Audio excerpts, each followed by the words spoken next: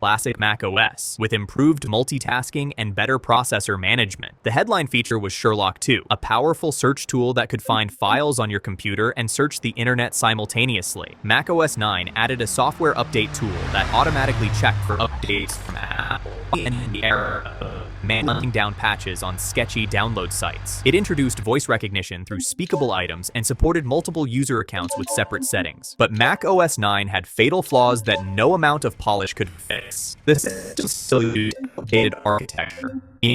Remained common. The lack of protected memory meant one application crash could bring down the entire system like dominoes. These limitations made it painfully obvious that Apple needed something completely new. The Unix revolution. Mac OS X Cheetah to Jaguar. Mac OS X Cheetah launched in March 2001 as Apple's first completely new operating system built on Unix foundations, representing a total break from everything that came before. This happened because Apple acquired Next, Steve Jobs' company, and essentially rebuilt their operating system from scratch using XT's technology. Cheetah introduced the Aqua interface with colorful, glossy designs, translucent windows, and some animations that made previous Mac systems look ancient by comparison. What made Cheetah genuinely revolutionary was its Unix foundation and modern architecture. It provided protected memory, meaning one application crash would not take down the entire system anymore. You could finally run unstable software without fear of losing everything you were working on. Cheetah introduced preemptive multitasking, allowing far better processor management between applications. However, Cheetah had serious problems at launch that made early adopters feel like unpaid beta testers. It was extremely slow compared to Mac OS 9, especially on older hardware. Many professional applications were not compatible yet, forcing users to restart into Mac OS 9 constantly. Cheetah lacked basic features like DVD playback and CD burning that were already standard elsewhere. Many users felt it was unfinished and buggy, which was accurate. But despite the rough start, Cheetah established the foundation for every modern Mac operating system. Mac OS X 10.1 Puma arrived in September 2001, just 6 months after Cheetah, which tells you how rushed Cheetah actually was. Puma focused almost entirely on performance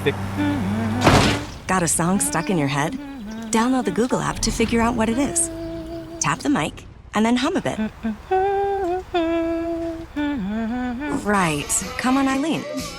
and usability improvements. Apple significantly improved system responsiveness and reduced the memory footprint. DVD playback finally worked, as did CD burning. Puma was essentially the version Cheetah should have been at launch. Mac OS X 10.2 Jaguar released in August 2002, bringing better stability and introducing Quartz Extreme, which offloaded graphics rendering to the graphics processor instead of the main processor. This GPU acceleration made the entire interface feel smoother and more responsive, proving that flashy visual effects could actually serve a functional purpose beyond looking impressive in commercials. The maturation years: Panther, Tiger, and Leopard. Mac OS X 10.3 Panther launched in October 2003 with major user interface and workflow upgrades that finally made Mac OS X feel polished instead of experimental. Panther introduced Expose, a feature that let you view all open windows at once with a single keystroke, solving the problem of endlessly hunting through overlapping windows like some kind of digital archaeologist. It added File Vault, which encrypted your entire home folder to protect sensitive data. Panther also brought significant speed improvements and better Windows compatibility through updated Samba support, acknowledging that Macs sometimes needed to play nice with corporate networks. Mac OS X 10.4. Tiger arrived in April 2005 and became one of the longest-lasting